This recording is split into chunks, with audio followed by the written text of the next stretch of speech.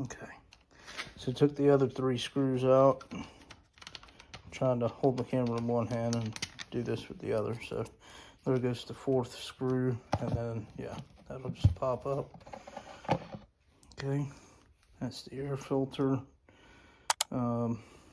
Obviously we're gonna need a new one.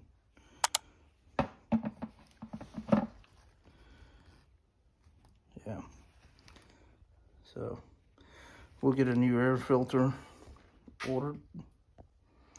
Now for once, something that actually looks better than I expected to see. So hopefully that's a good sign. Can't really see that one too good. That's the top of the 2 carburetors. So that one looks really good from here. A little bit of good news. Okay, to get this air box off, I'm gonna have to disconnect this hose because this is attached to the air box from underneath. So you'd have to take that screw out and that screw out. It'd be easier just to remove this, take it out with it. And then right there, you have a screw that goes around the top of this carburetor, and should have one that goes around the other carburetor. We'll have to find that one. It does have a band on it that's tightened from the other side. Very, very, very, very hard to get into there trying to undo that band. So anyway, we took this off. We loosened this one. This is just a cap, and this one here is just a cap. So we didn't mess with either one of those. So all we did, again, disconnect this, loosen this one, and then I was just barely pulled up on the top corner over here. Okay, and that got it loose, right? Now, as always, you don't just go trying to yank it off. Okay, so it just came off as I was gently pulling up on it, but you see there's another one right here with a clamp. So that clamp needs to be loosened and taken off as well. Anyway, that's the air box off, and there's the carburetors we're looking for. Okay, so now what we're going to start doing is just chasing down anything that might be attached. Like this line here is attached to both the carburetor and to the bike. So, actually that's not going to have to come off because we're going to take this off here at the band. I'm going to take it off there.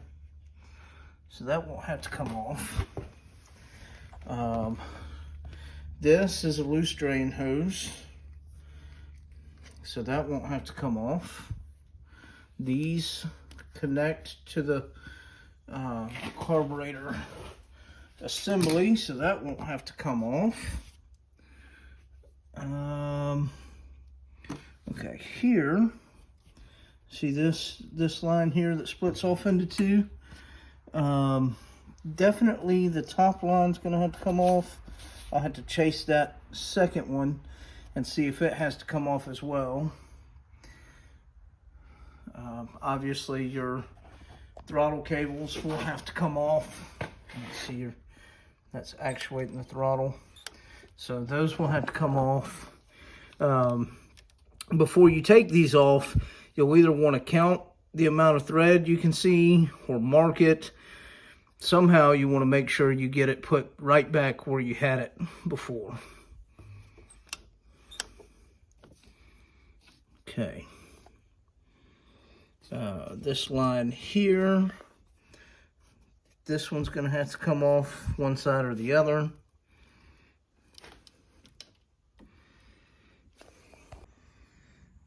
Okay, so I followed that secondary line up and it came to here.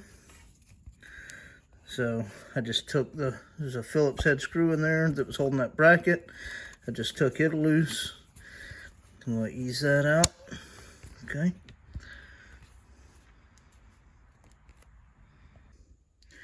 There was a zip tie right here. strapped to this that I just cut loose. Same line we just disconnected. I'm only pointing that out because that tells me that most likely, because that comes factory like that, so most likely these carbs have never been removed. Okay. So that one I said this needed to be disconnected from one end to the other. I'm going to choose this end.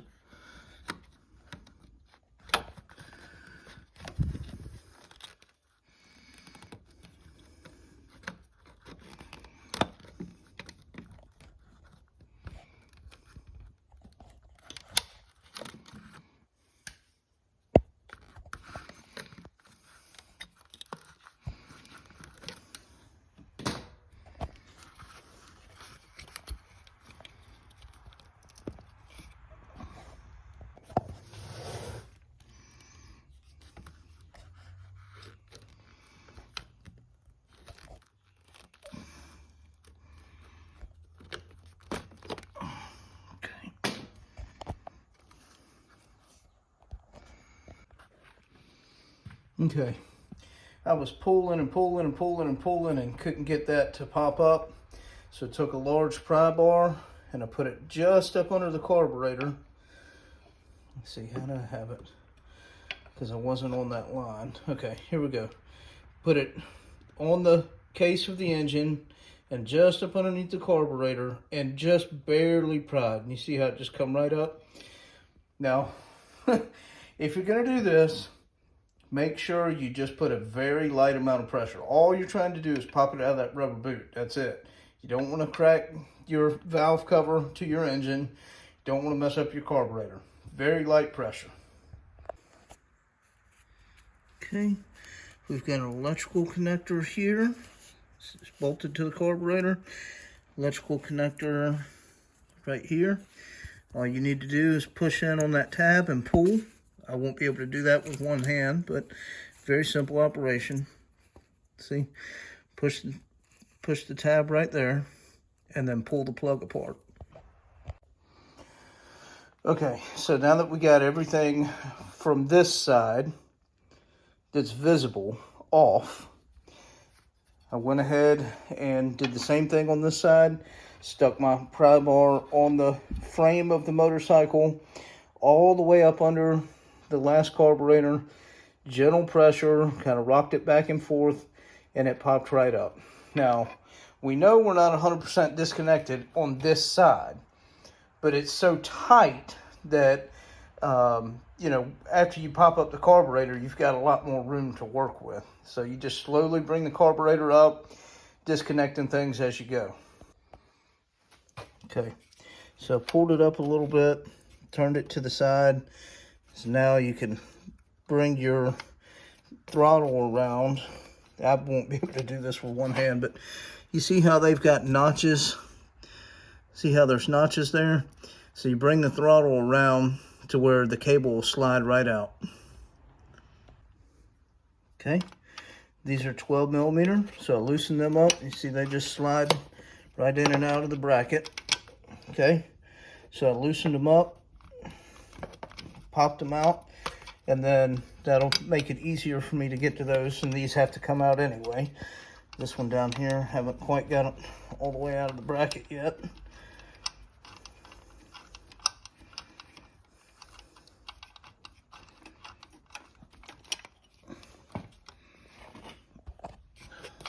Another one-handed conundrum. Okay, here we go. Now, that makes that so much easier to get to. Okay, this is your idle set screw, and it follows a cable all the way to the side right here. It sits in that bracket. You just pull that out of the bracket and it'll come out with the carburetor. Okay, doing that gives us enough room to get to this, to where you can pull the cable to where it's straight with the slot, and then as soon as it's straight with the slot, it'll come right out. Okay, same here.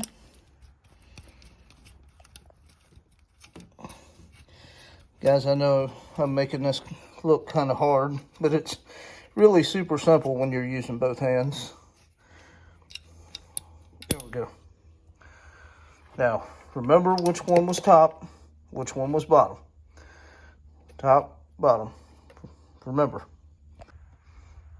Okay, now you're going to turn your carburetor to the other side, and we're just going to disconnect this short one that we looked at earlier. It's just like the other side. Let me get this loose real quick. Okay, if you know what that is, you know I'm having a bad day. I got everything else off. The one last screw, of course, is the one that's going to mess with me. Now, I will say, many people say to use JIS screwdrivers if you have them. Most of the time, you can't buy them local. And if you don't work on a bunch of Japanese spec stuff, then you don't have them. I don't have them. Wasn't a problem until this very last screw.